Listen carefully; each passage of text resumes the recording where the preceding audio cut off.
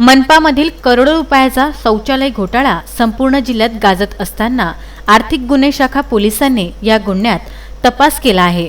महाराष्ट्र स्वच्छ अभियान अंतर्गत वैयक्तिक शौचालयामधील अफरातफरी गुन्ह्यात मास्टरमाइंड योगेश कावरे याची सोमवारी न्यायालयीन कोठडी खासगी करण्यात आली आहे। घोटाळा प्रकरणात योगेश कावरे याला 11 दिवस पोलीस कोठडी असताना आर्थिक गुन्हे शाखा पोलिसांनी तपास केला, मात्र या तपासामध्ये विशेष तपास हाती आला नाही। काही सत्यता बाहेर आली नाही। यातच एका आठवड्यापूर्वी मनपा कार्यालय अधीक्षक यांच्या वतीने शौचालय घोटाळ्यात आणखी 9 जणांविरुद्ध नवीन तक्रार सिटी कोतवाली पोलीस स्टेशनमध्ये तक्रार देण्यात आली।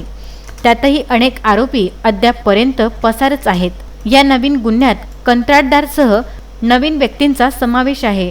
नवीन तक्रार फाईल सिटी कोतवाली पोलिसांनी एका आठवड्यानंतर रविवारी शेवटी आर्थिक गुन्हे शाखेकडे तपासाकरिता वर्ग करण्यात आली आहे।